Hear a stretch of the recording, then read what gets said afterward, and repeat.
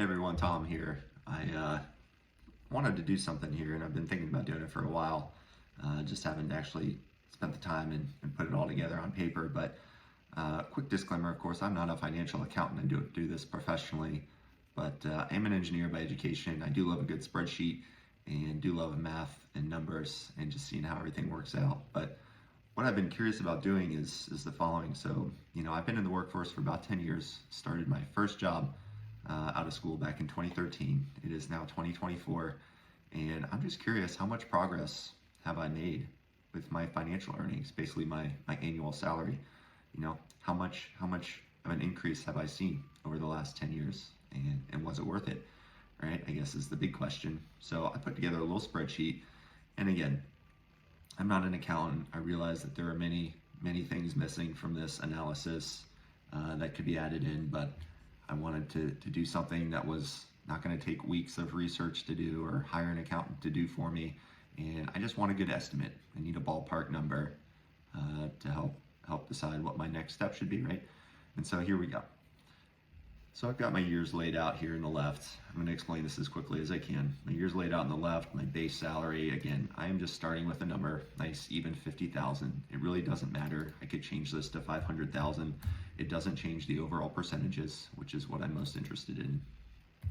So 50,000 is a bit more realistic, right, for a new grad out of school, at least back in 2013. Something that is realistic, though, more realistic, I should say, is my raises. So, thinking back over the years, some of the raises that I got, right? Obviously, the first year, I didn't start right at the beginning of 2013, so I kind of prorated it from the typical raise, so about 1.5%. Most years, though, right, around 3-4%. That's pretty standard.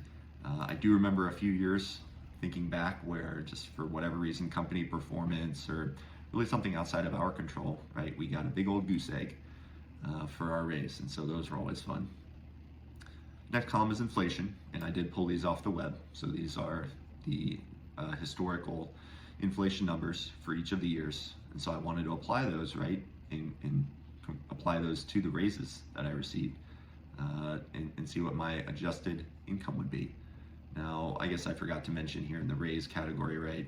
I do assume a couple of promotions, maybe a job change along the way, you get a little extra pay bump, when something like that happens. So wanted to include a couple of good years too, and not make this all bad news. But anyway, I've got a few other columns here, right? We got to account for Uncle Sam, Social Security, cost of living column. That would be, say I moved to a different city that may be more expensive or less expensive than where I was. In this case, I just assumed that I have not moved and my cost of living has remained unchanged over the years. So that brings me to column M, which is the column I'm honestly most interested in. And this is my year-over-year percent change in my annual salary. Now, the first couple of years, obviously positive, which is good, not very positive. A few negative years sprinkled in here, but this leads up to the final number, which is my overall, after 10 years in the workforce, how much of an increase have I seen? How much more am I making annually now than I was as a new grad? And after 10 years of 40, 50, 60 hour, sometimes work weeks, working weekends, sometimes maybe, even a holiday or two in there, missing family time, missing time with friends. Was it really worth, and again, this is an estimate, was it really worth a whopping 37% increase? Again, over 10 years, what I'm making now compared to what I was making as a new grad out of school? Well, I'll leave it to you all to decide that.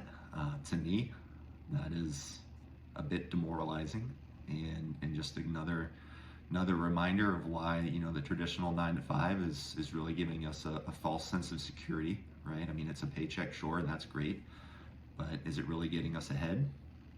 I argue no. And I think that point is hit even harder when you take a look at some of these other increases outside of inflation, some of these specialty categories, which I pulled off the U.S. Bureau of Labor Statistics website. Some categories of major purchases, right, that we all will likely make or at least want to make at some point in our lives. So things like homes, automobiles, tuition, domestic services, which would be home repair, contract services, things like that. over that same period of time, 2013 to 2024, these are the percent increases in those categories, and you can see they're well above the increases that I've seen in my annual salary. So definitely not keeping up there, or just barely, right? So again, I'm going to let you all comment on this one. Curious what you think. Again, I know this is not a full financial analysis by any means, but I think it is a good ballpark estimate, and the numbers do line up with what I see on my paychecks. You know, the nominal values, right, are different, but the percentages are pretty close. And honestly, this is just motivation for me to continue to grow and develop my online business, and give myself a real shot here as an entrepreneur to kind of break free from this traditional 9-to-5 system, which barely keeps up and definitely is not getting you ahead. So anyway, let me know what you think. This was a fun one, and I can't wait to see what people have to say. Anyway, talk to y'all later.